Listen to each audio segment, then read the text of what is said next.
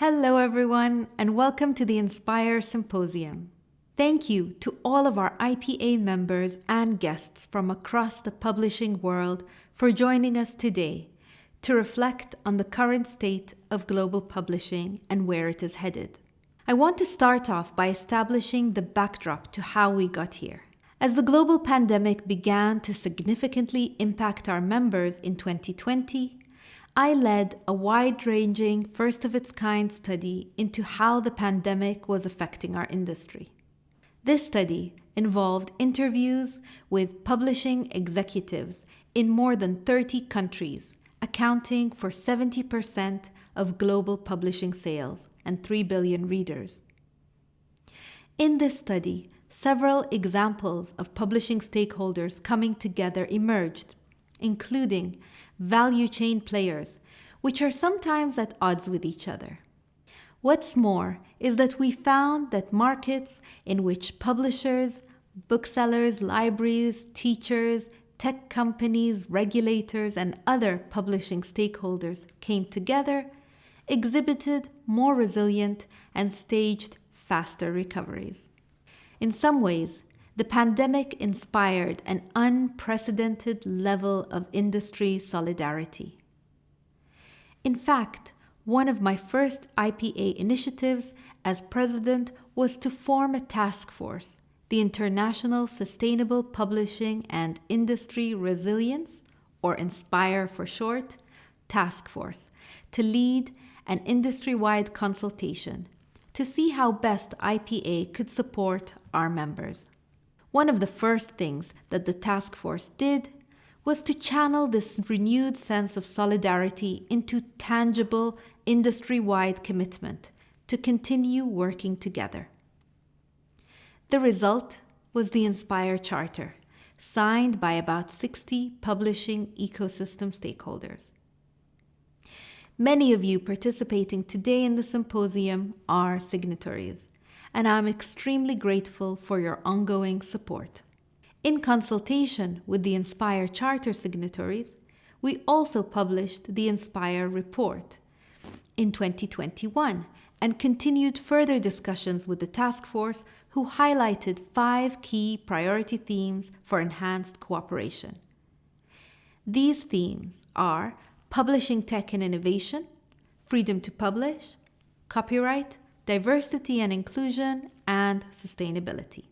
In preparation for the symposium today, 5 working groups comprised of more than 50 participants from across the publishing value chain were formed around these priority themes to identify opportunities, challenges, and partnerships.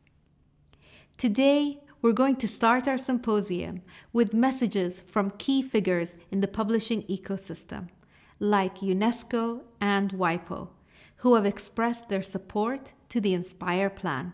After that, we will hear from the chairs of the 5 working groups, who will share findings from the deliberations and discussions, which I'm sure many of you are eager to hear. We will also host a live panel featuring representatives from several industry value chain participants to shed light on the importance of stakeholder collaboration.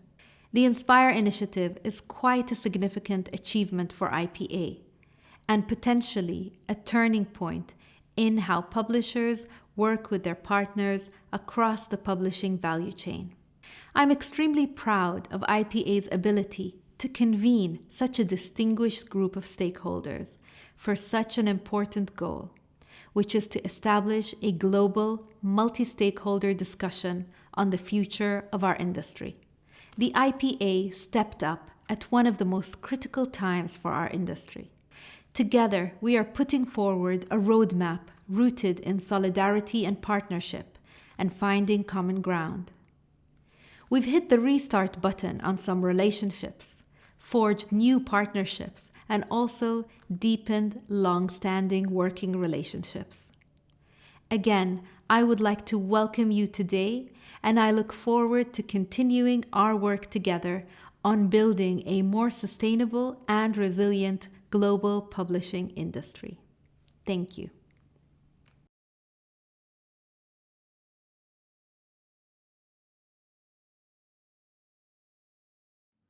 Dear friends, Victor Hugo once wrote, "What is the human race since the origin of centuries?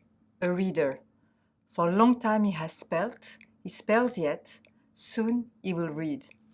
And in time of crisis, we strive more than ever to read the world. When we face anxiety or challenges or uncertainty, books fulfill a deep-rooted and collective need, both to escape the world, for a while at least, but also to look at it more closely and through others, to analyze and understand it, and to create new possibilities. As extraordinary tools for education, for science, culture, information, for the diversity of ideas, the diversity of forms, books embody the ideals of UNESCO. And that is why we work to promote books and reading.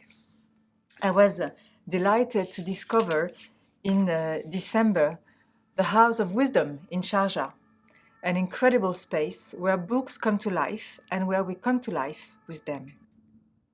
By creating this place in 2019, when it was UNESCO's World Book Capital, Sharjah captured the essence of this program. And I am sure that our next World Book Capitals, Guadalajara and Accra, will also come up with innovative ways to support publishers, authors, bookstores, libraries. The pandemic reminded us just how necessary this was, by bringing about an unprecedented cultural crisis and revealing how fragile creativity and transmission really are. And if we want books to be there for us in all their diversity, if we want them to be published, translated, read, then we must help those who produce them. And this is the aim of the International Sustainable Publishing and Industry Resilience Plan, InSPIRe, launched by the International Publishers Association. This is also the aim of UNESCO's Action for Strong Cultural Policies, including through the implementation of our dear Convention on the Diversity of Cultural Expressions, so that we can guarantee an appropriate status for authors and prevent precarity, so that we can ensure that book revenues are fairly distributed, especially in our digital age, which is an age of concentration of the distribution. And so we can support the diversity of books to reflect the diversity of the world. To achieve these goals, we know that you're our best allies, you who have made books your profession, you who have come together today to imagine the publishing of tomorrow. And for this, I thank you very much and wish you very fruitful discussions. Thank you.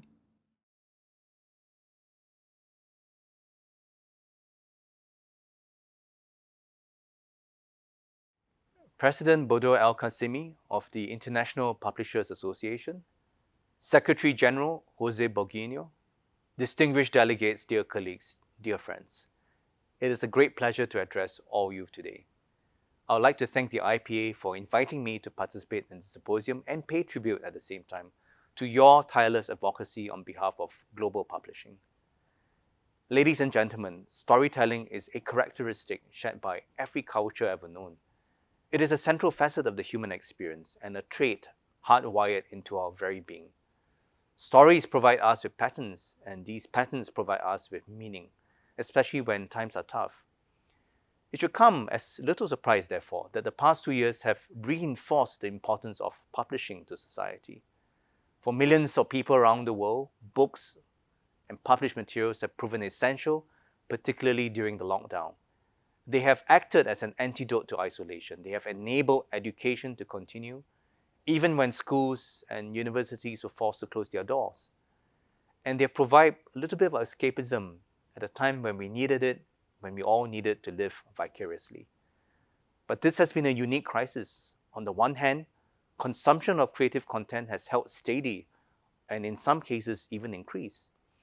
On the other, traditional revenue sources have been badly disrupted by the pandemic.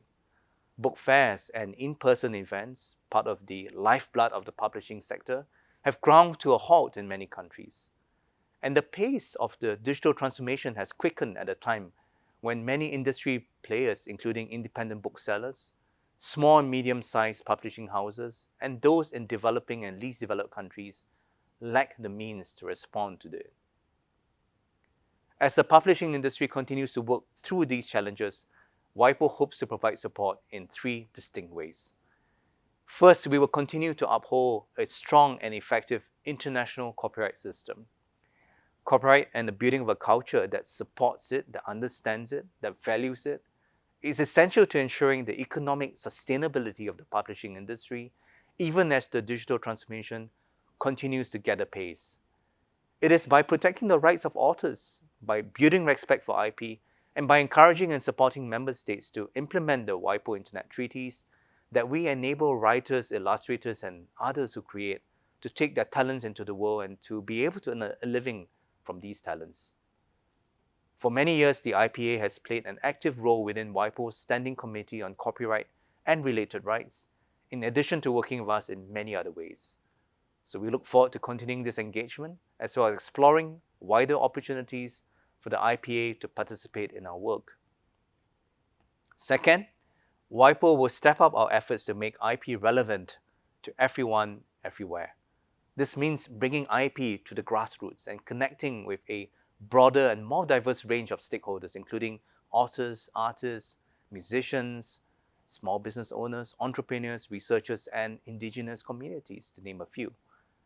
So for example, our growing WIPO for Creators program will raise awareness of IP rights by approaching the issue from a creator's perspective and through a platform and in a way that resonates with writers, artists, and musicians.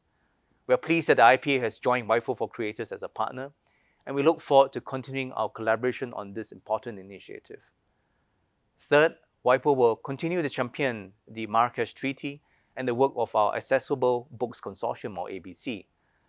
This treaty, the Marrakesh Treaty, is fast growing with more than 110 countries already committed to its principles. And likewise, the ABC has expanded rapidly in recent years. It currently provides people who are blind, visually impaired, or otherwise print disabled with access to over 730,000 books in more than 80 languages. From supporting young people in their education, to boosting and furthering careers, to delivering new leisure possibilities, the Marrakesh Treaty is a powerful example of how IP and publishing are advancing social progress around the world.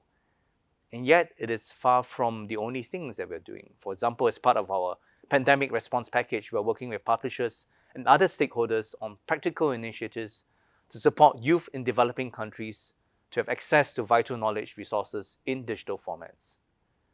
So, distinguished delegates, ladies and gentlemen, the publishing industry represents something precious and unique.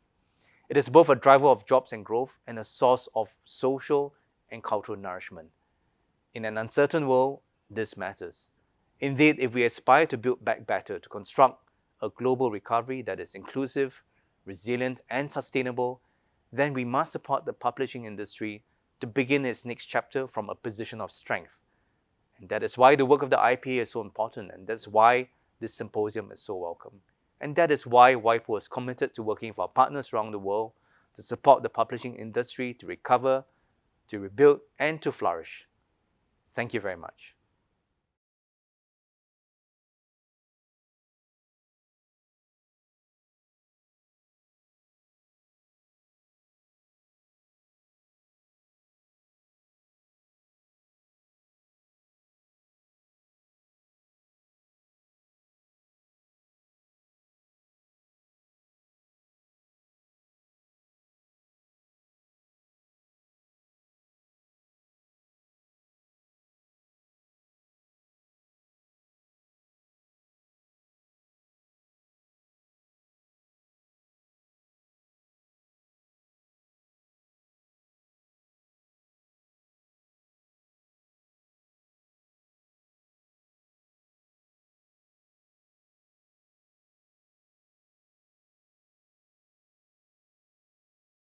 Good afternoon to you, wherever you are from here in Norway.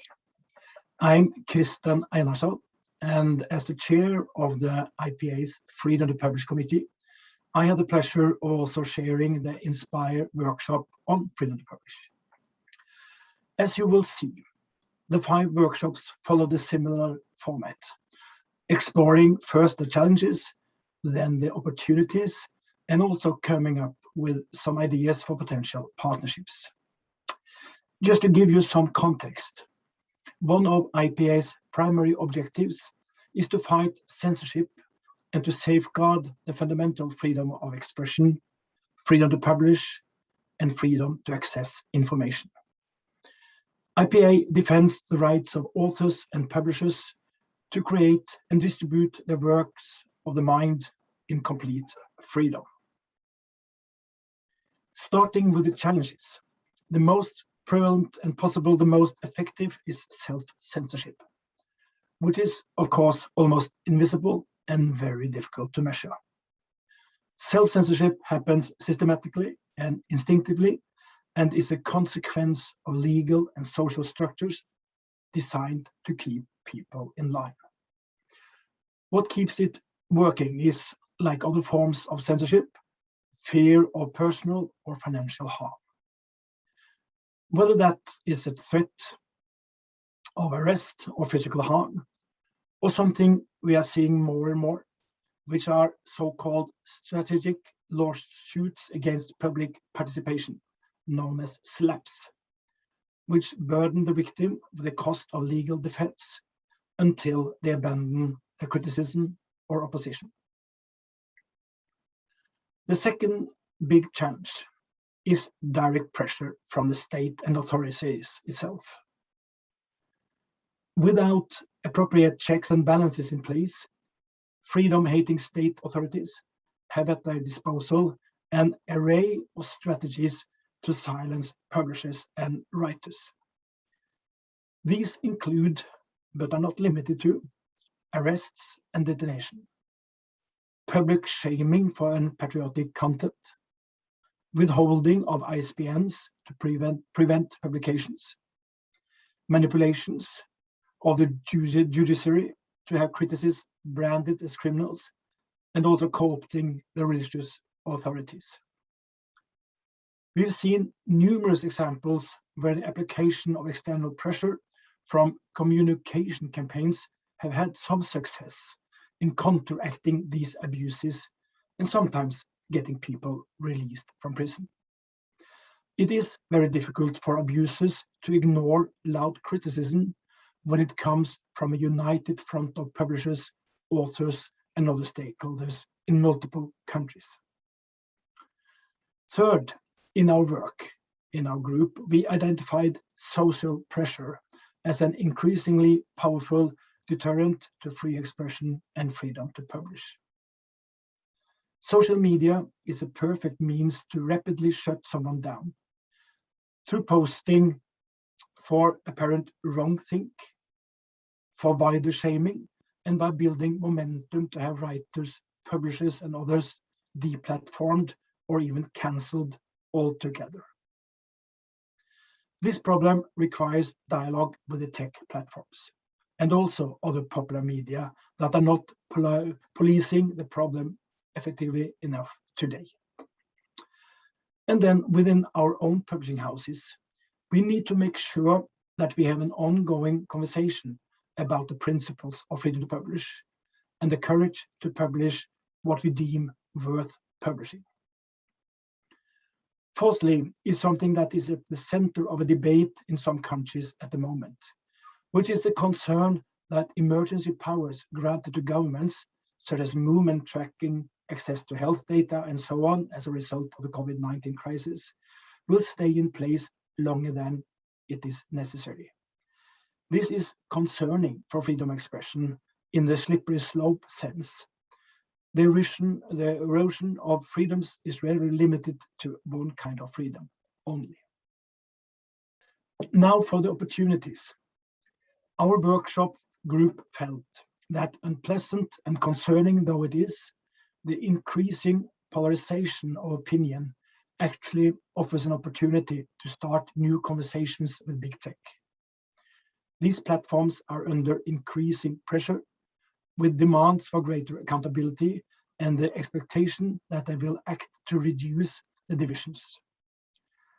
And publishers could have a key role in this shift by leveraging our role as stewards of truth to shed light on the issues at the heart of this polarization, and also by increasing public understanding of it.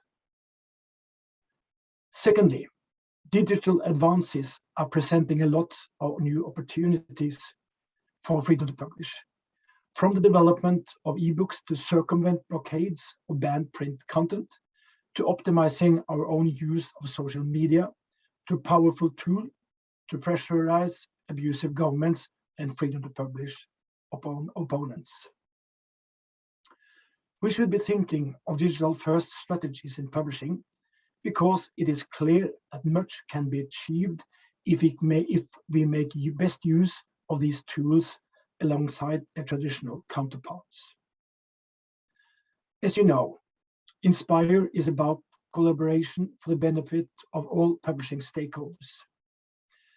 And this spirit of collaboration is something we can leverage now to develop effective tools and strategies to promote and to protect freedom to publish.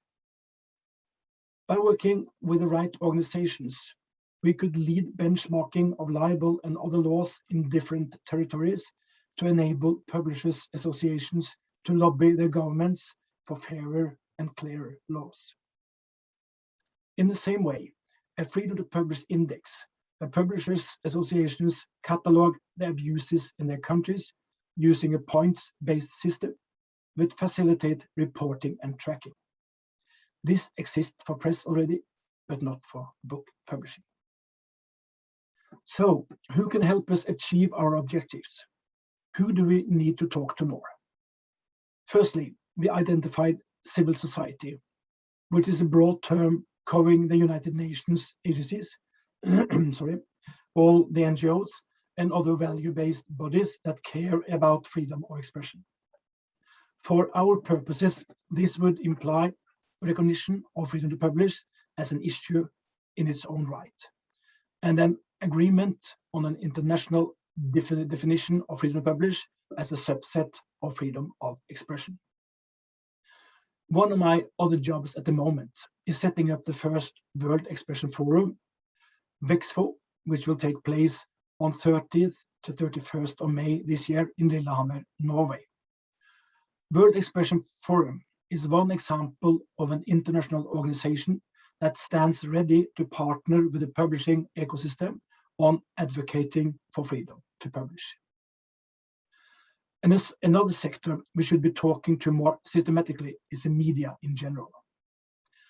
As I have highlighted already, communications is everything when it comes to advocacy, and we need the media support to get our message out further and wider.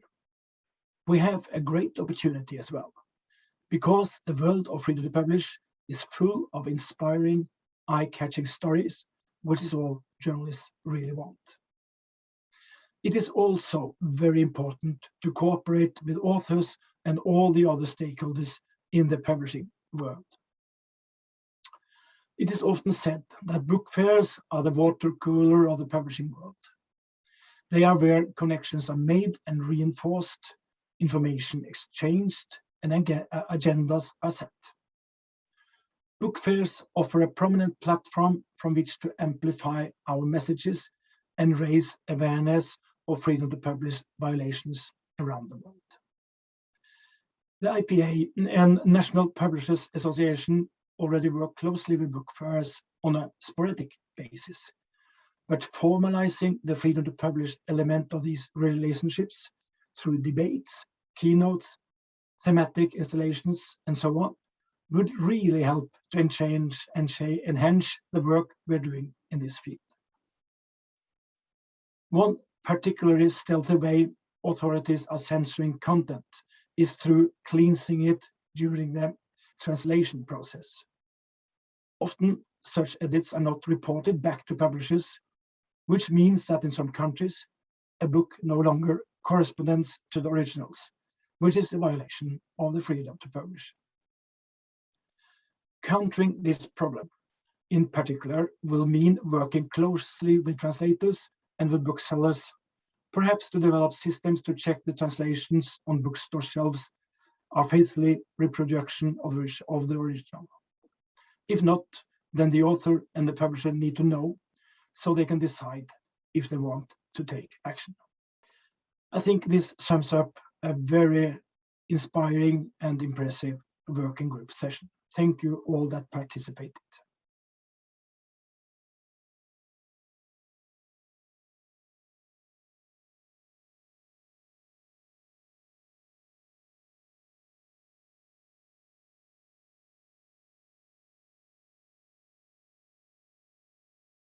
Hello, everyone. I'm Karini Pansa. I'm the Vice President of the International Publishers Association. Last month, I chaired InSPIRe workshops looking at the challenges and opportunities around diversity and inclusion.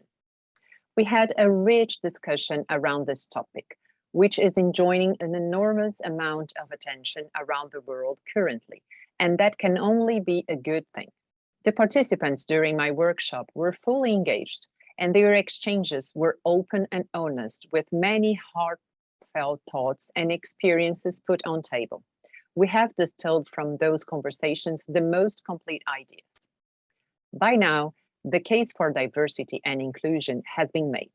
Not only it is the right thing to do from an ethical standpoint, but it has been robustly demonstrated that businesses that integrate D&I into the way they operate, from staff recruitment and management to company output, especially in the case of publishing, are more innovative, creative, and profitable.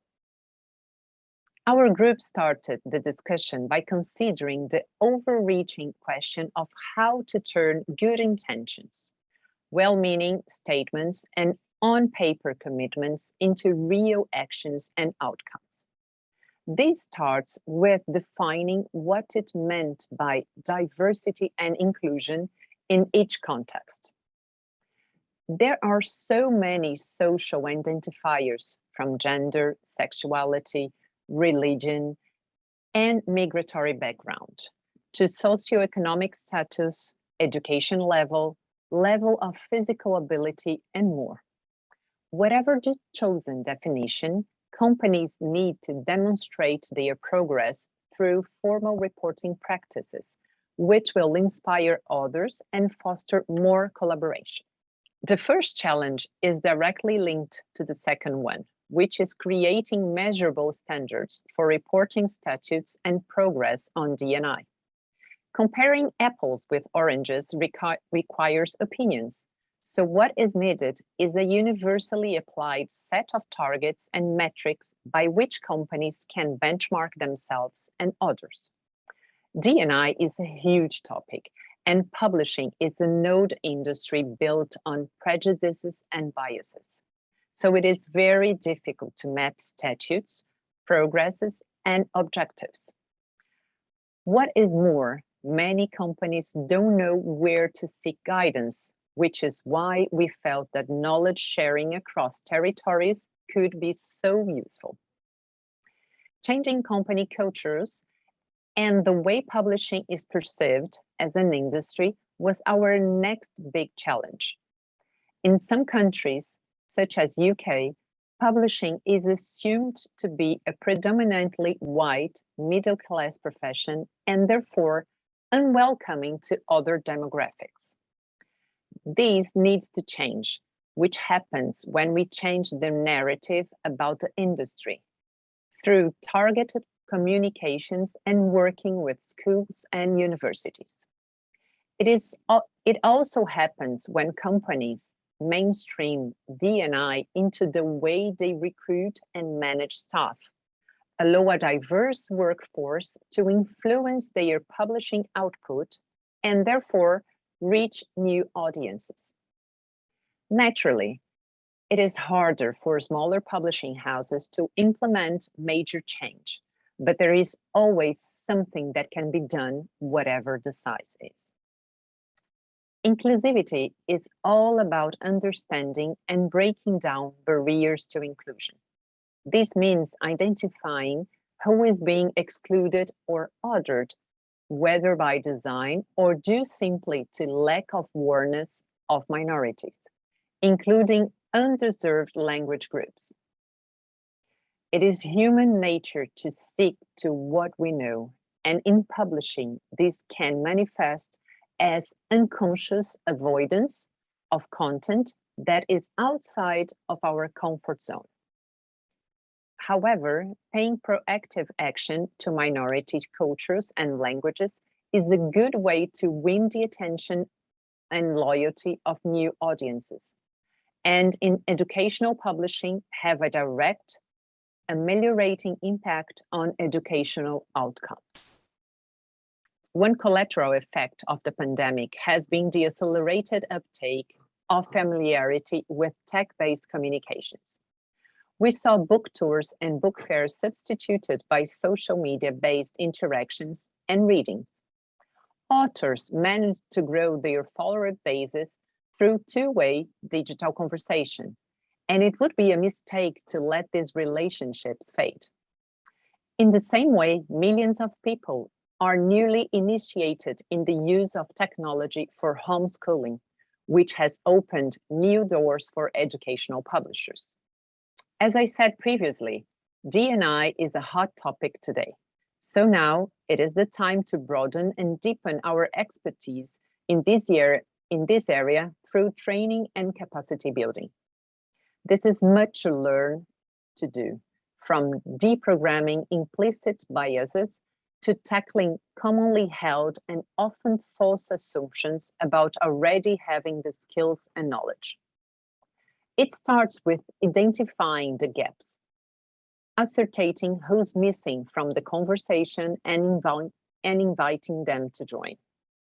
Reverse mentorship is one example of a very positive way to turn up the volume on the unheard voices and make sure decision-making is fully representative. During our workshop, numerous participants cited examples from the pandemic experience where publishers had established new partnerships to create networking opportunities and find new audiences. This included collaboration with book fairs, bookstores, and libraries, with higher attention given to translation, which, as I have said, is a proficient strategy for inclusive publishing that reaches unfamiliar linguistic groups and demographics. As we tentatively move past the pandemic mindset, we should all seek to apply what we learned and bring that experience with us. So having listed our challenges and opportunities, we then brainstormed some ideas on which partners in the book chain we could work closely with to tackle the challenges and exploit these opportunities. Firstly, as I mentioned earlier, the group felt that book fairs can play a vital role in facilitating relationships, platforming issues and speakers, and raising the profile of different actors in diverse sectors. We already see this happening in somewhat ad hoc way, but formal partnerships with the book fairs community could re-up enormous benefits by catalyzing conversations on D&I and providing a bridge across which all stakeholders in the book ecosystem can reach each other. On the question of standardization, I have explained how the group believed that setting common, comparable metrics is a priority. But who's qualified to do this? There are many standard bodies, but if we work closely with one that can develop a system for measuring D&I across the publishing sector, then it will enable better mapping and faster progress. Finally, we thought it makes sense to work with the library community, which is very clearly on the same page as us when it comes to diversity and inclusion. Like bookstores and book fairs, libraries are open gateway to readers and can help us better understand audiences so we can produce the books they need. So I'll leave that there. As I said, this is a vast subject, but one that our industry needs to move forward on as a matter of urgency. I believe that InSPIRe has given us the stimulus we need to make important strides on D&I and other issues. And I look forward to being part of that. Thank you.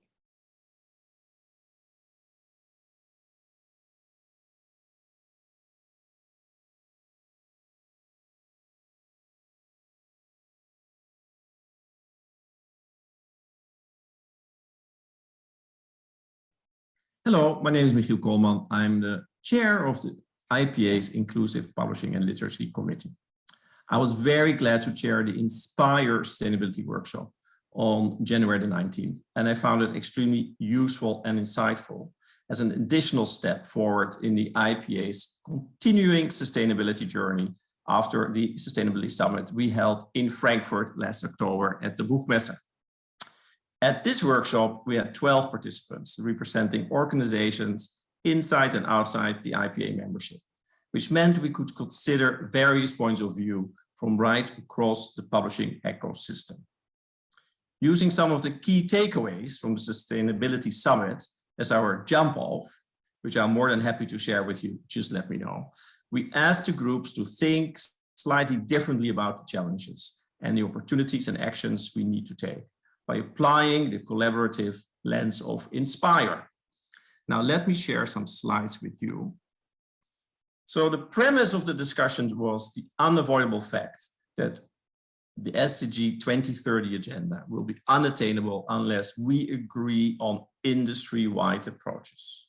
So specifically, we asked, who should we work with? Where is more cooperation needed on achieving the SDG goals and on addressing climate action? And where should we focus on our attention first? And finally, what are the roadblocks we would likely face? And we managed to agree on several important areas where the publishing sector can and should adopt a more strategic, proactive, and targeted approach to collaboration and partnership. So firstly, the question, which are the organizations and sectors we should be building a relationship with? And you see it here. The groups identified three main inside and outside the publishing sector that we need to get closer to. The first one is book fairs. Book fairs and book festivals are the perfect platform to galvanize the industry to action and accelerate the flow of information around sustainability. What is more, they're always on the lookout for partnerships that increase their relevance and impact. We provide the speakers, they provide the platform. It's so easy. Second one is distributors. Publishers currently have a purely transactional relationship with the distribution sector, and that's a wasted opportunity. We can work with distribution stakeholders of all sizes on initiatives with immediate tangible benefits, such as print on demand, initiatives to reduce fuel consumption, and sustainably managing remainders, for instance, by selling them on through intermediary distributions rather than simply pulping them. And finally here in this category is each other. There is such a huge range of publishing houses around the world, all moving at different speeds on the issues of sustainability and the SDGs. Sustainability is about what is best for humanity. It's not carry the same competitive sensitivity as other business practices. And there is for every reason for all of us to share our secrets, so to say, with each other. And what about outside our sector? Well, the first category is civil society, specifically the UN, international government organizations, and NGOs. The whole sector is by definition geared towards best practice on sustainability, and we could learn a lot from them. The IPA, based in Geneva, has established relationships with WIPO, the WTO, and UNESCO, but there is scope for broadening that further to include other UN agencies and specific IGOs and NGOs. The second category is other creative industries. As the IPA is often at pains to point out, publishing is worth more money than music and film combined. Yet they are more prominent in public consciousness. There's everything to gain from working together on the issue of sustainability as one creative sector with shared values and objectives. And then the libraries. The library community is another where we would be well to find and explore common ground on sustainability. And there are lots of opportunities. Libraries provide an ecologically sustainable service because it's based on resource sharing one book, many readers. It's also very clear that publishers and libraries share common values in terms of the SDGs. And that's the right thing to do, is to work together here. In the latter part of the workshop, we asked the groups to come up with specific ideas for steps we can take on climate change today. Here is the list of the more concrete initiatives proposed. First, resource sharing. We can look at sharing best practices for book designers, production managers, marketing material, and distribution and packaging, including the IPA Academy. This could include toolkits, guidelines on how to improve and roll out sustainable practices across companies. Second, an international climate action aggregator, like the resource that the SCDM has on its site called Scholarly Publishing and Action on Climate Change, which catalogs sustainable initiatives and research. The third one is standard carbon footprint measurement. Many organizations are developing carbon calculator, which means duplication and inconsistencies. A single industry standard is needed alongside programs to promote and guide companies towards carbon neutrality. We could also benefit from closer PA corporations like publishers. PAs are moving at different speeds. Those in developing economies need support to help them mainstream sustainability in their work. And finally, the sustainability standards. We can look at creating new standards and certification beyond FSC, like those imposed on publishers to ensure our products are manufactured, distributed, and delivered to customers in a sustainable way. So you will wonder, what does SDG cooperation look like? And I think here we must make a distinction between inside our sector and outside our sector. So inside our sector, I think there are three important points to make. First, it's about housekeeping. We should get, as publishers, our house in order. The second one is sharing. We must share the best practices and knowledge. This can really result in what we call mutual upskilling.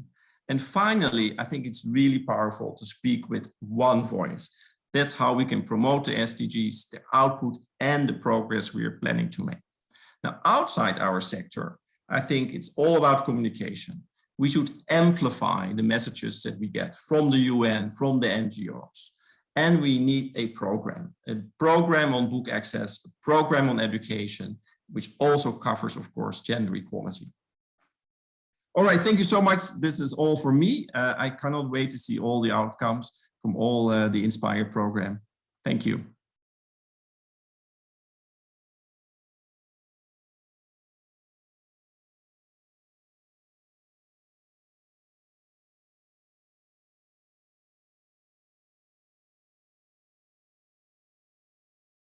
Hello, I'm very pleased to share with you some of the most important takeaways from the discussion that took place during the InSPIRe Technology and Innovation Workshop in January. In case you don't know me, I'm José Borghino, and I'm the Secretary General of the International Publishers Association, which is based in Geneva, Switzerland. I'll give you a short overview of what I'm going to present in a moment, but to set the scene, technology and innovation was identified by the InSPIRe Task Force as one of the biggest issues that the book sector, which extends far beyond publishers, needs to prioritize. The purpose of InSPIRe, the International Sustainable Publishing Industry Resilience Initiative, is to encourage and enable all players in the book sector to start thinking of themselves as part of an integrated, mutually reinforcing ecosystem, and more importantly, to work together. As a group, our workshop tried to identify the most pressing challenges around technology and innovation, as well as the immediate opportunities, and to choose the stakeholders we should be attempting to build lasting partnerships with, enabling us to better understand and exploit technology and to energize innovation. So, starting with the challenges, we began thinking about the question of mindsets. It's clear that to many people, the prospect of change is a daunting one. And when that change involves adopting new and unfamiliar technologies, then it can be downright frightening.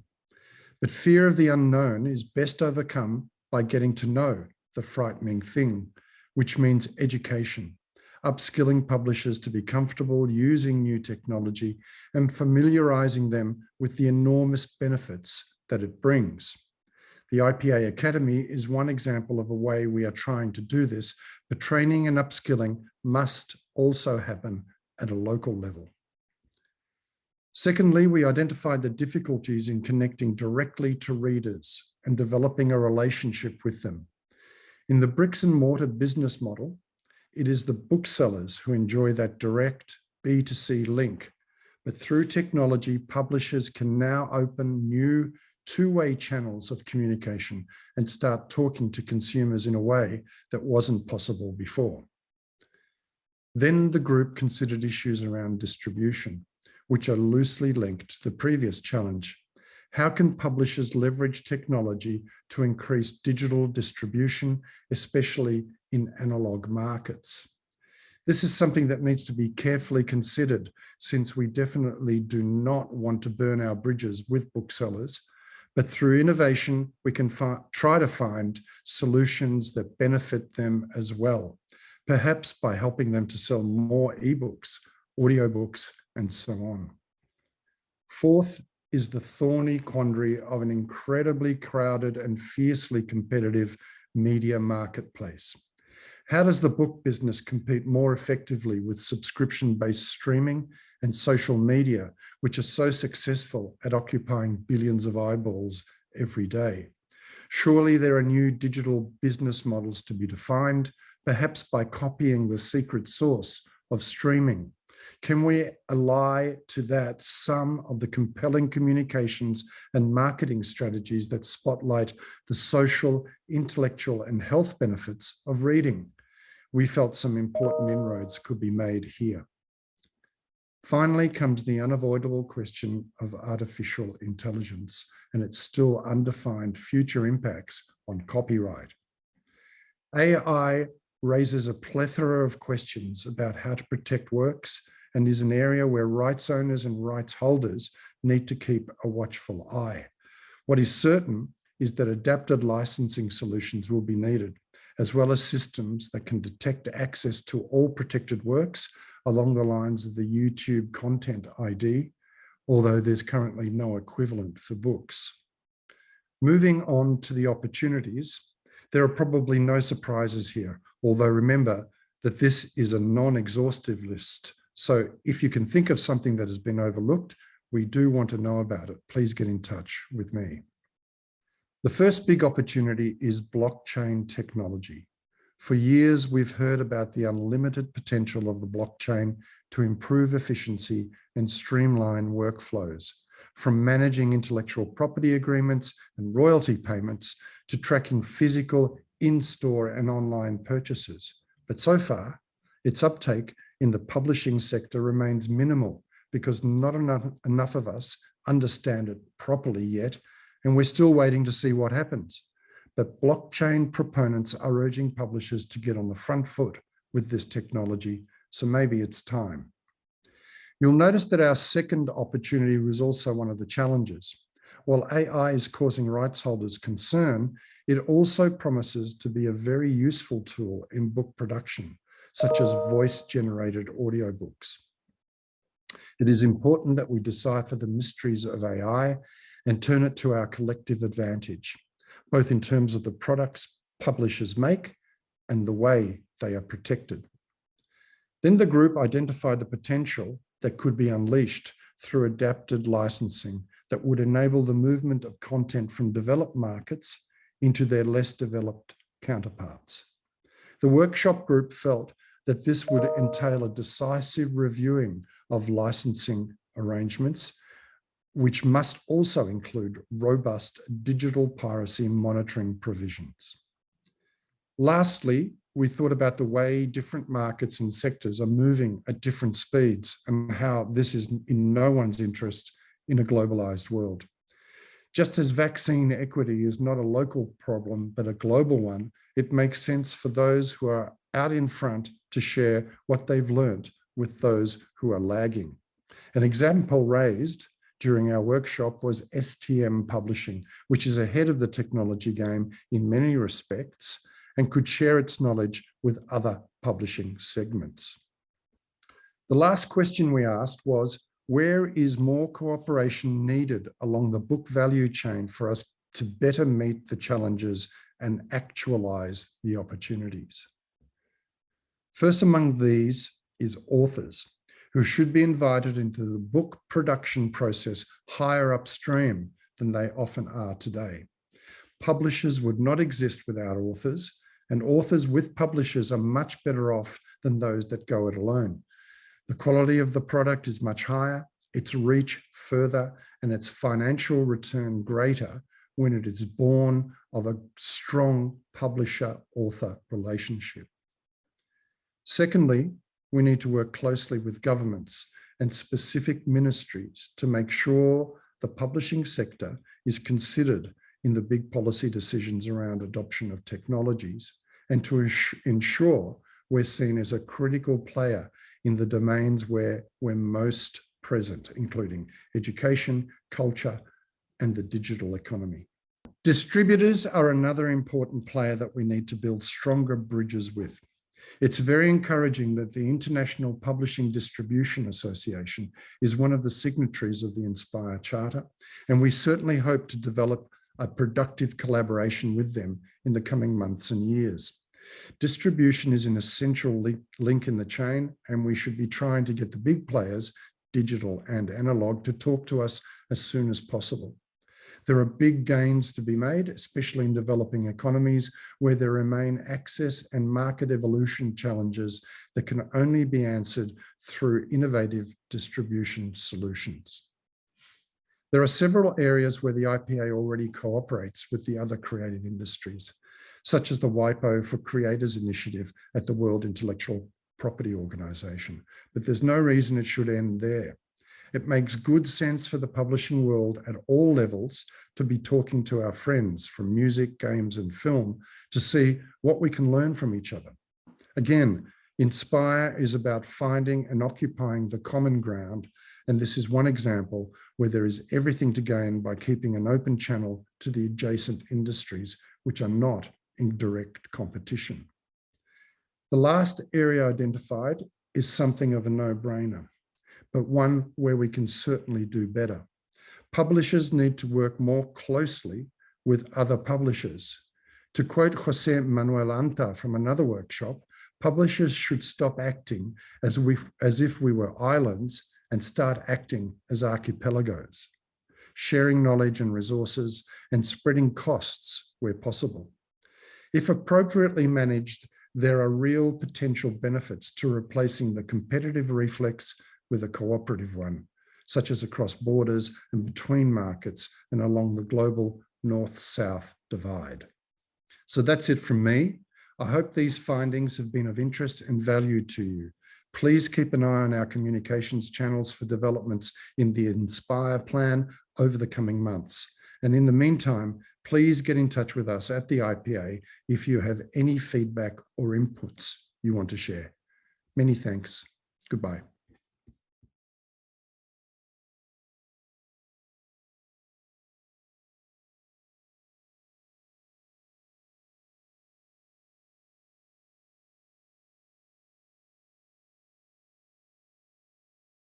Good morning, good afternoon, or good evening, depending on your time zone. My name is Jessica Sanger, and I'm the chair of the IPA's Copyright Committee. I'm also Director of European and International Affairs at the German Publishers and Booksellers Association, Börsenverein. Over the next few minutes, I'm going to present some of the main points discussed during the InSPIRe workshop on copyright, which we held via Zoom on the 20th of January. As you may be aware, copyright is one of the two pillars of the IPA's mission, the other being freedom to publish. So these issues are really at the heart of IPA's work. As the international voice of publishing, the IPA and its members hold the view that copyright is a flexible and effective system that benefits the public interest. As such, it is part of a coherent system of fundamental rights and freedoms enshrined in the Universal Declaration of Human Rights. Copyright reinforces the creative freedom of authors because it gives them the financial independence to to express themselves freely. It is also the mechanism that allows publishers to invest in creativity and develop a healthy, innovative market for literary, recreational, educational, and academic works. With this as our starting point, I asked the workshop participants to identify the main challenges to copyright that we currently see around the world, and to explore some of the opportunities that the publishing ecosystem can and should be seizing. In this context, we also considered which partners to collaborate with in our efforts to support a strong copyright framework. I've summarized on this slide what the workshop participants thought were the most important challenges facing copyright today. We also considered some ways of addressing them. One concern is that in some parts of the world, copyright laws need to be modernized to support digital business models. A healthy market for digital publications requires a full set of exclusive rights, as well as appropriate enforcement mechanisms. Where either of these are lacking, the digital transition may be hampered. The second challenge we identified is the importance of achieving and implementing appropriate enforcement mechanisms and actions to tackle physical and online piracy effectively. This may take different forms depending on local contexts and needs, but the essence is the same globally. We need more than ever to explain to legislators and sometimes law enforcement the considerable social, economic, and cultural harms that piracy causes. Third is the concerning shortfall in understanding and awareness of copyright among a range of audiences. If we are to protect and strengthen copyright, the foundation of the publishing industry, then it is paramount that every stakeholder, from students and teachers to consumers, the judiciary and policymakers, has a good grasp of the fundamental principles of copyright. The group noted that in some jurisdictions, specialized courts could be beneficial to the development of a coherent body of copyright law.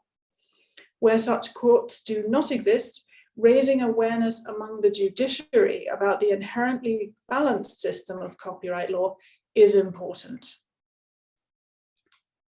The fourth challenge we identified is increasing pressure on publishers coming from multiple directions to grant free access to copyrighted works, in particular educational materials. This is somewhat linked to the question of awareness raising, because such requests often stem from a lack of understanding of the medium to long-term damage inflicted upon an educational publishing market, and consequently, the educational outcomes of that market, by disregarding the investment that is necessary in order to produce high-quality learning resources. Our fifth and final challenge is the strong advocacy we face from tech companies who aim to weaken copyright protection to benefit their own business models. One case in point is the European legislation for a Digital Services Act, which is currently under discussion.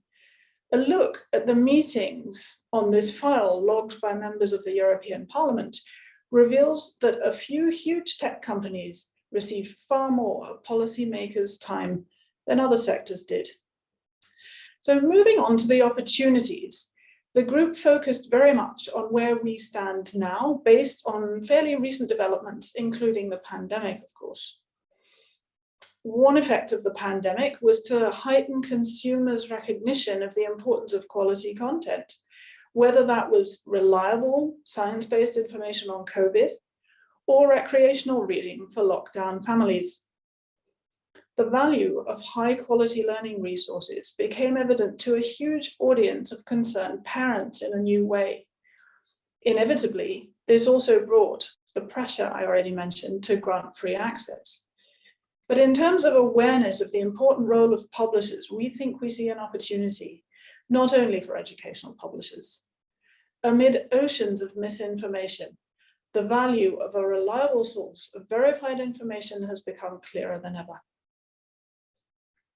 More generally, over the last years, we agreed that there has been a shift in public discourse around the impact of tech business models on our lives.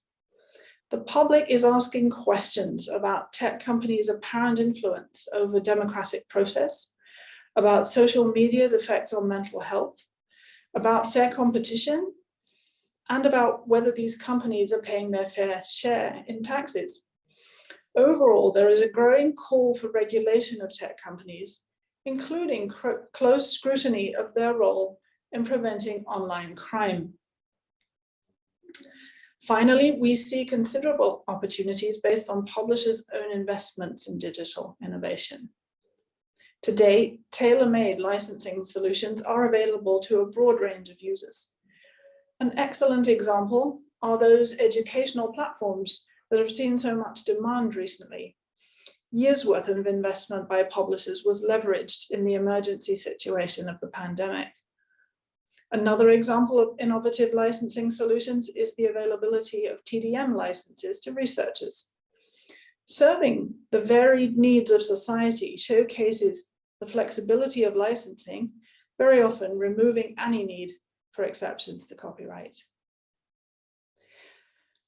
The workshop participants felt that these opportunities can help us promote better understanding of copyright's social, economic, and cultural importance by working together to produce compelling evidence-based advocacy on copyright. To achieve this, we will need to rely on sound market data to underpin our arguments and potentially illustrate the impacts of different legislative approaches. Finally, we identified partners with whom we should aim to collaborate in this endeavor. First up are, of course, authors, the creators from whom publishers receive any and all rights to their works in the first place. Authors and publishers are natural allies in defending copyright, and sometimes the enemies of copyright try to divide us. We should cultivate a close relationship and ongoing dialogue with authors and their representatives.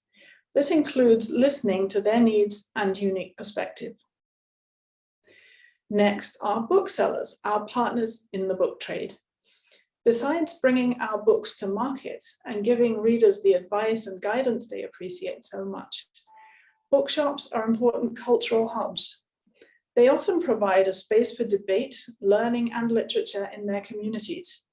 We should collaborate closely with booksellers who are part of an important societal conversation around the impacts of tech, including on high street retail.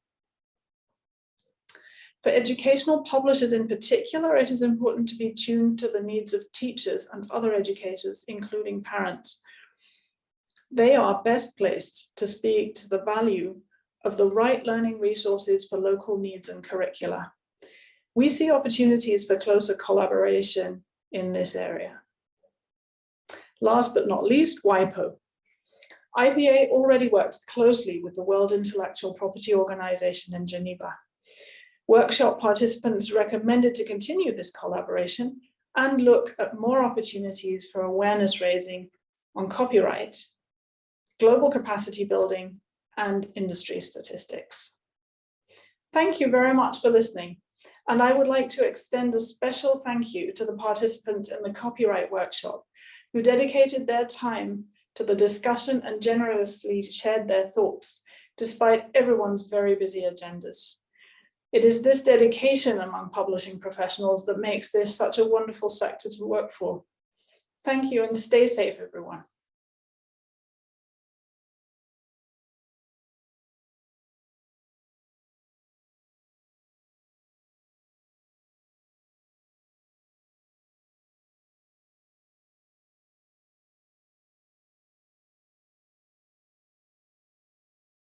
Hello, everyone.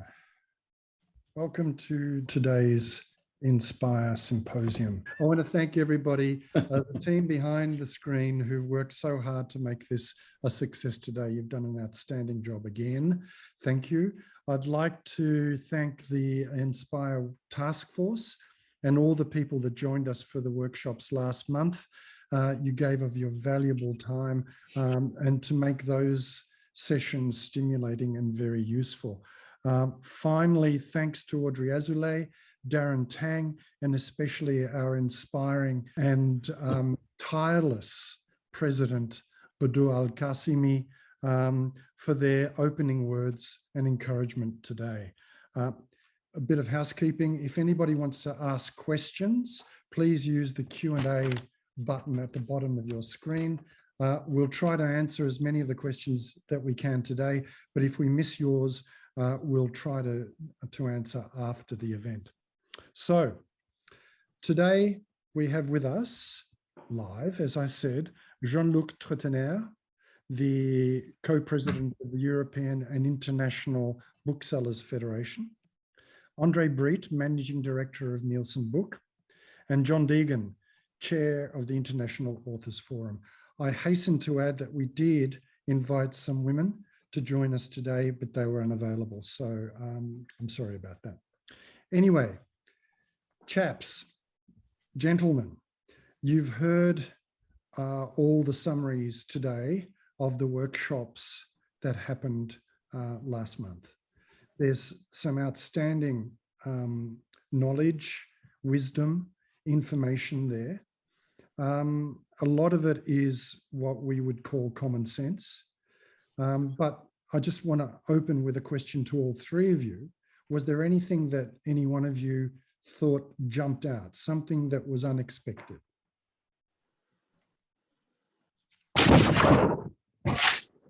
There goes your microphone again. Well, I don't know if it was unexpected. I'll jump in. I don't know if it was unexpected, but it was certainly pleasant to have authors listed at the top of the partnership chain there in the last presentation.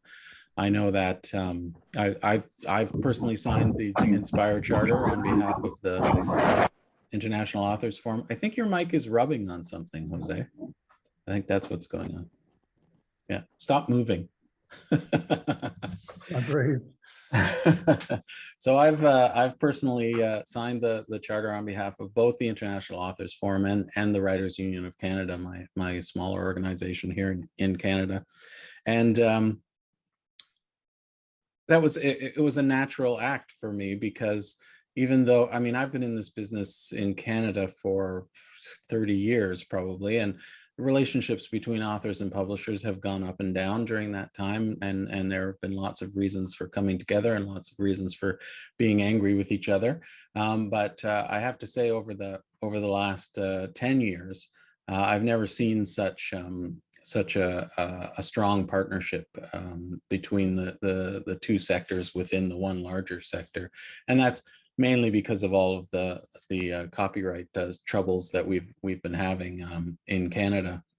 And then over the last 2 years, that has really sort of cemented that cooperation and that mutual respect. And I would think it would be a terrible wasted opportunity for us to go backwards from this point. I think, and I think what the InSPIRe Charter does is it focuses our minds and challenges us to move forward rather than backwards. So I really appreciate that. Okay, you're right. Authors were mentioned nearly in all of the summaries, but booksellers as well. Jean-Luc, can you tell us how you responded to booksellers being mentioned so often? Obviously, we responded very well, because at EIBF, we're working mostly on the same subject. I mean, we're very sensible to freedom to publish, sustainability, diversity, inclusion. So that are subjects we work on with you sometimes. So it was not a surprise for us. I would emphasize something. I mean, booksellers and publishers have to work together, because we will not solve these problems alone. We will solve them together.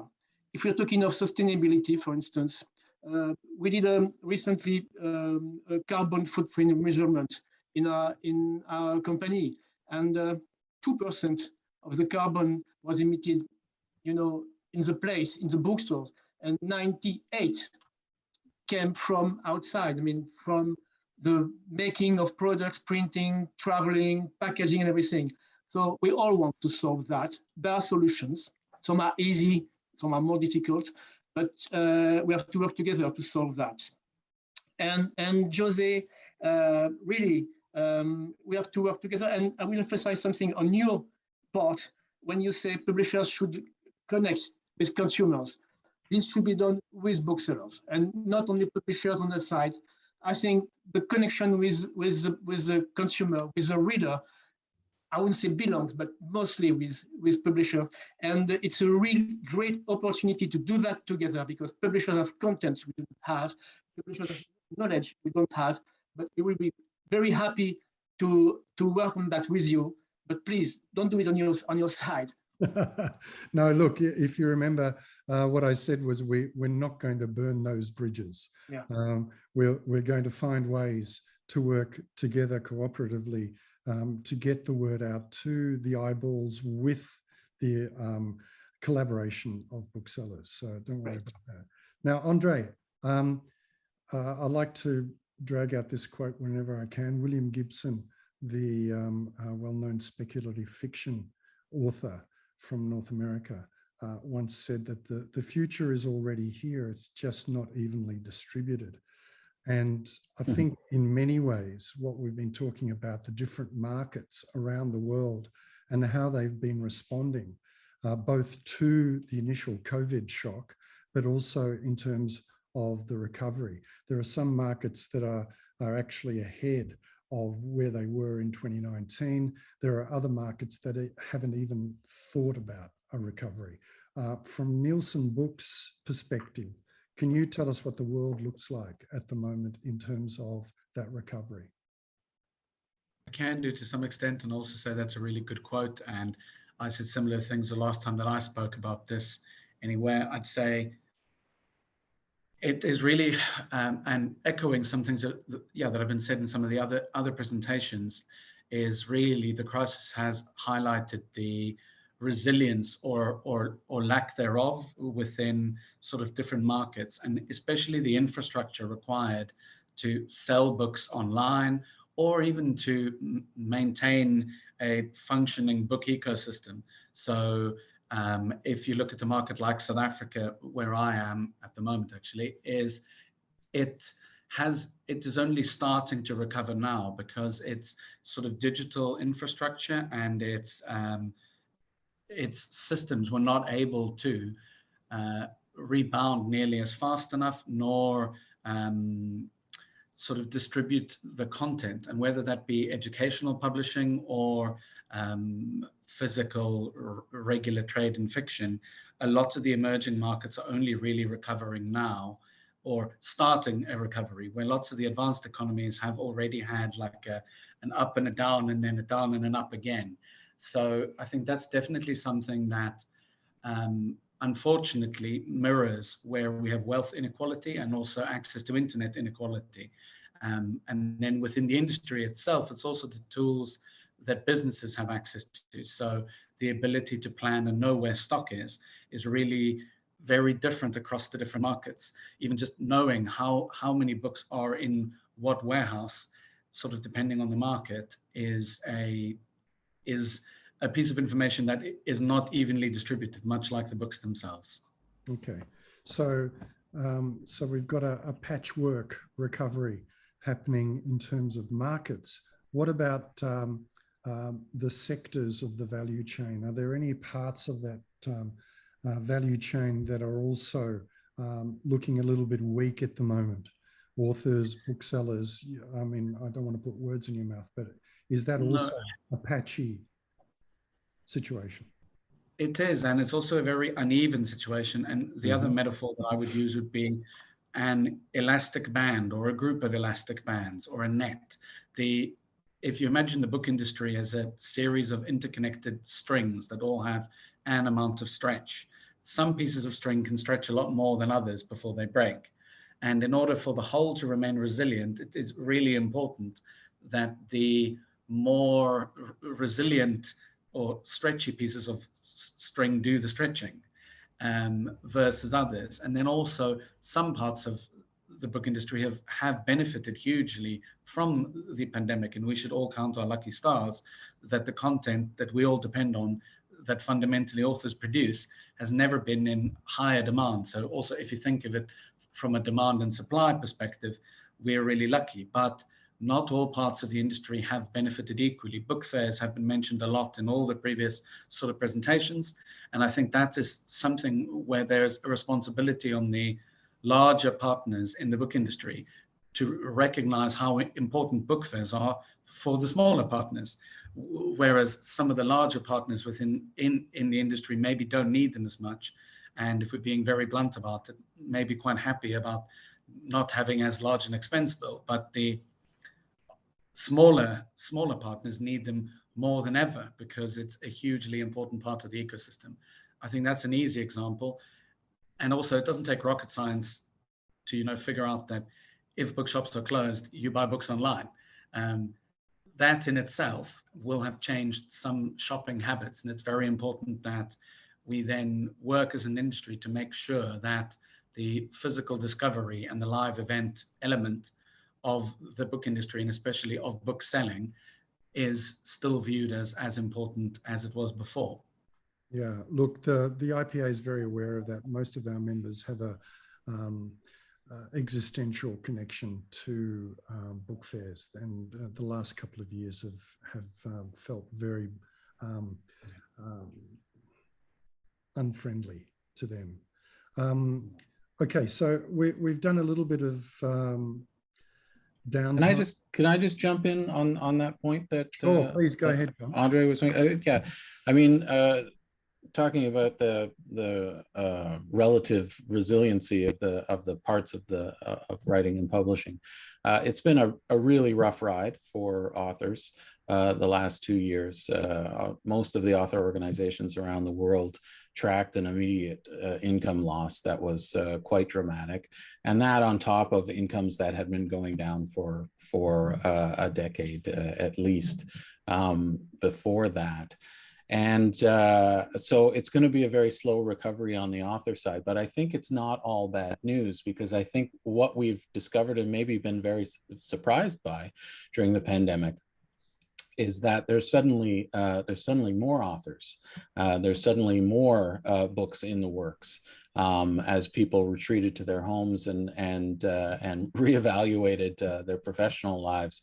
I think a lot of those books that had been in drawers came out onto the top of the desk and started to be worked on. And we as author organizations worked very hard to make sure that was being encouraged.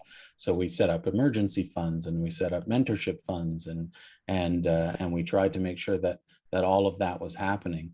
And I think that this kind of discussion and this kind of global partnership and cross-sectoral partnership is key to how we'll all take advantage of that sort of blossoming of creativity that happened over the last 2 years. So there's some bad news in there, but I think there's some good news, and we'd be foolish not to focus on the good news at this point. Well, that was my next question, because we've talked about the downside. What I wanted to hear from each of you was, we haven't got time to go through 3 or 4 opportunities or upsides to the last 2 years and looking forward. Can I ask each of you to name one thing that you think is positive and needs to be encouraged and needs to be developed over the next, say, 2 to 3 years coming out of the pandemic? John? Oh, back to me? Yeah. Okay, well, something that just came out of the blue for me anyway. I think it's been in the works for a while in the UK, but I just hosted a discussion through the International Authors Forum about a program in the UK called Authorshare, which is a new initiative by large online used book retailers to create a fund that will deliver author royalties on used book sales. That was unheard of in the world forever. And suddenly it's there in England. It's very, very welcome. And we're hoping that concept spreads throughout the globe. So that's been a very, very positive development. Fantastic. Jean-Luc, what's the one thing that you hope will develop over the next few years? When I hear resilience, I translate by hard work. And booksellers have done a really good job during this pandemic time. And it's not chance. I mean, it's hard work. They got one main challenge, and they got plenty of opportunities, but the challenge is to exist on digital offline sales.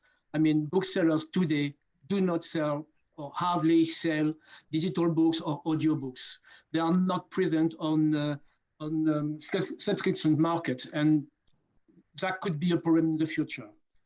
The opportunity is that during COVID times, readers have discovered the pleasure of reading because they couldn't go out, they couldn't go to theaters, they couldn't go out. So they discovered the pleasure of reading. 33% rediscovered the pleasure of reading, and that's linked to the tech we've been talking before. I mean, a lot of people, 44% in France, want to spend less time on screens and more time on paper, which is a great opportunity for booksellers to get more readers and to also to sell more. Okay, we're losing some people on these screens, so we'll hurry up. But we'll talk about that reading issue in our IPA Congress at the end of the year. There's a really interesting panel shaping up around reading. Andre, what's the one thing that you want to underline coming out of COVID? The one thing I'd like to underline, it was mentioned by some of our speakers as well, is that it highlighted the importance of having information at all. Obviously, I'm from a data company, so I do care about this, but really COVID highlighted it more than ever before, in that if you can't list it, if you can't measure it, then you don't really know what's going on. And there has been a huge increased desire to have equitable and wide-reaching information. Things like, what John was talking about there is only possible. You can only share royalties if you have a list of all the borrowed books and if you have a list of all the secondhand book sales. And there are lots of ways in a cooperative manner for our industry to share data better with each other. It's also what we do, but I believe strongly in that it is, and there's a wide variety of ways of doing it in order to share data, in order to build resilience within the industry. And in many cases, even something as simple as listing what exists, because until it really matters, you don't know, and you don't know what you've lost if you didn't know that you ever had it. So I think that for me would be the biggest thing that we should continue to focus on, and that we learned was how important some things are until you don't have them. So that would be my thing. Okay, the team back in Geneva know that one of my paradigms is, if it's not on a list, it doesn't exist. I think we have to move on to question time. There's only a couple of questions in the Q&A. Oh, there's another one that's just popped up. Dolly Wong asked right after the beginning of the session at 1:05 about the connection between InSPIRe and the UN SDGs and the UN Publisher Compact. So Dolly, just for your information, we have an SDG book club. All things SDG are filtered through our IPL committee. There's a sustainability and a couple of other subcommittees that look at this, and we actually came up with the UN Publisher Compact, so the connection is us. Helga has asked if this will be available elsewhere, and James has helpfully answered that yes, it'll be on our Vimeo and YouTube channels. Minju has said, oh, this is a very informative and inspiring event. Thank you. Well, thank you, Minju. Are there any other questions, team, that you think need us to look at before we close?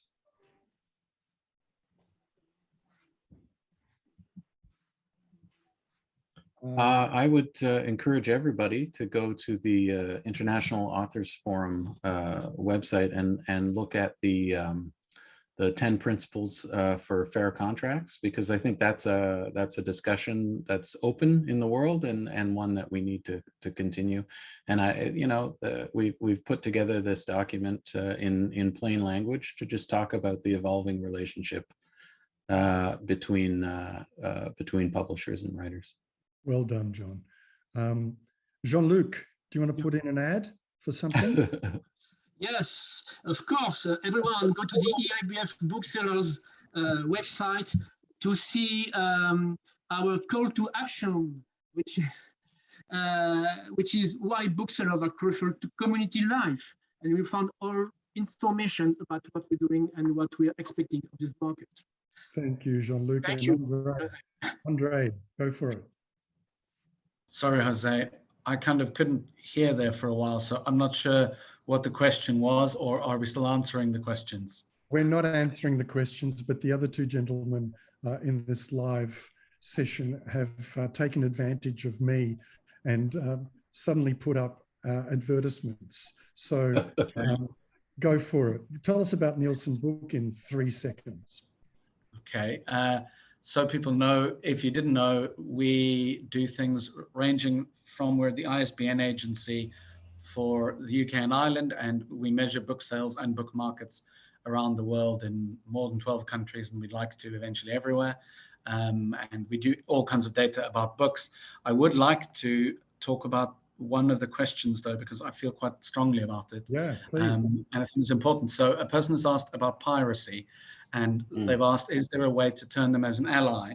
And I have a policy where I pretty much refuse now to do research about piracy, because the conclusions are always so unpalatable for people to realize. And well, I should say consumer research, because the majority of consumer piracy is because of lack of availability, not because of some other reason. And I don't mean systemic piracy, nor enabled piracy, or platform piracy. I mean individuals.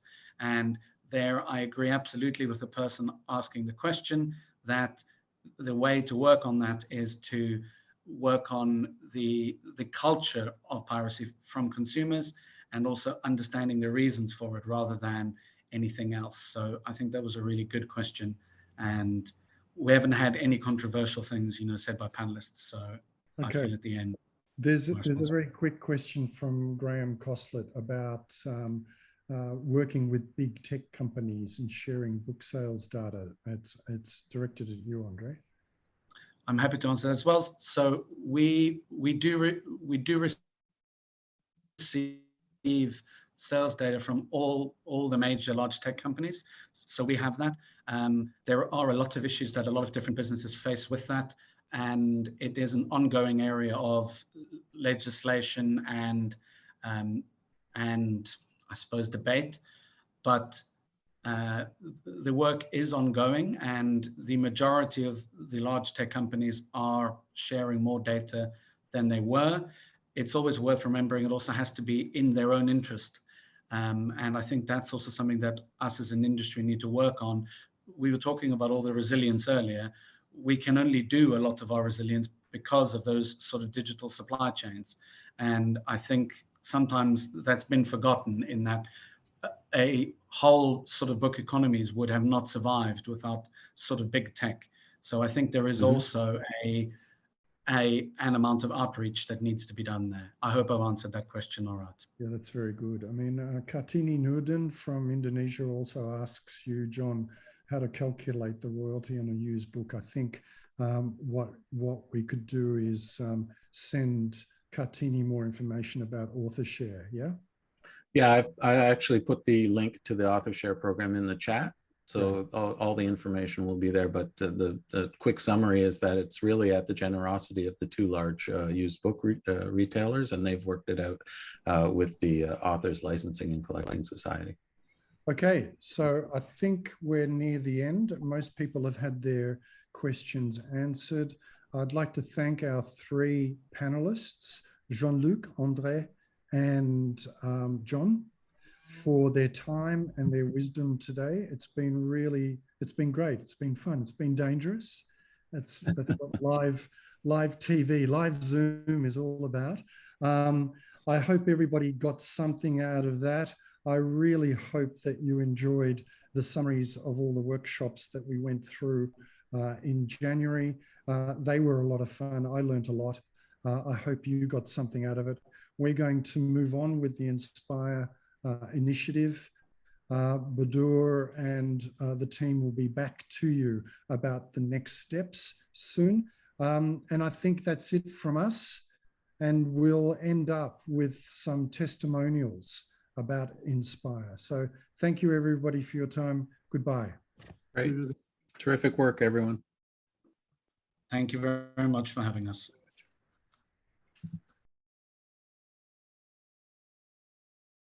If you're a child and you pick up a book, wherever you're from, whatever the color of your skin, whatever language you speak, whatever culture you come from, you need a book that behaves like a mirror, that you can see yourself in it. I think publishing has a really important ways of using language to center who we are, and not kind of discrediting everything else, but centering ourselves first. That way we can see ourselves more accurately and then begin to see the world in a more balanced view. The pandemic has taught us one major lesson, that East, West, North, South, we are all the same, we'll be affected the same way, we shall face the challenges the same way. احنا بحاجة إلى أن فعلا إلى أن نتوحد، إلى أن كلنا نفكر بطريقة واحدة، هي كيف ننهض بمهنة النشر. We've never been so united, and we came to the idea that this possibility to knock to every door when you are stuck at home via internet as an instrument gives us a lot of strength and hope and probably, the resilience somehow. So in order to be in front of this challenge and take the consideration of the opportunities, we need to be stronger together. It's necessary to be together and to share our experiences. And it's very important to try to help that industry, because publishing industry is not only about selling books, it's also about information, diversity, it's also about gender, it's also about freedom. I see the opportunity, the challenge of reaching out to new audience, to be more inclusive and to be able to work together from distance also. InSPIRe can do a lot. Some countries need help, support in technology. Some countries need support in human rights. Many countries don't need anything except the feeling of empathy and giving. فإحنا إذا التزمنا في هذا الميثاق، بالعكس هو الميثاق يدعم صناعة النشر ويوحد صناعة النشر على مستوى الوطن العربي ومستوى العالم. الميثاق هو مهم جدا. الميثاق هو ميثاق شرف وميثاق تعاون. In the next few years, when we come to review the charter, we will realize that its impact on the global publishing industry has been very tremendous, and it has improved our working in relation to other publishers in other territories. في الحقيقة يعني أنا شايف إن الميثاق ده لو اتفعل بجدية وكان وراء دعم كبير، أكيد حال النشر هيتغير وهيبقى في منطقة تانية غير اللي إحنا موجودين فيها. Well, I think it's a way of being aware of what we are facing. So it's like a movement. You know that you are connected. You know that you have people that think the same way you think in other parts of the world. احنا عايزين النشر في العالم العربي يبقى صناعة قوية، ان ممكن يكون في تعاون وثيق بيننا وبين اتحاد الناشرين الدولي، نستطيع ان احنا ننقل الخبرات اللي موجودة عن قطاع النشر اللي متقدم في الخارج وممكن ننقلها للناشرين العرب. Technology in our part of the world has been able to completely zoom us forward.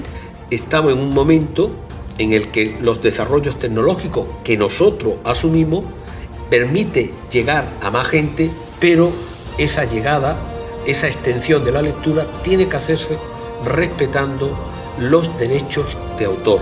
I personally think it's important to view the industry as an ecosystem rather than a bunch of competing businesses. Now we have almost 50 association organizations already being part of this InSPIRe Charter. So by the time we align our thoughts together, we believe we are going to solve the problem in the industry together. We believe that we are stronger together. Stronger together, invincible together, right? Boom.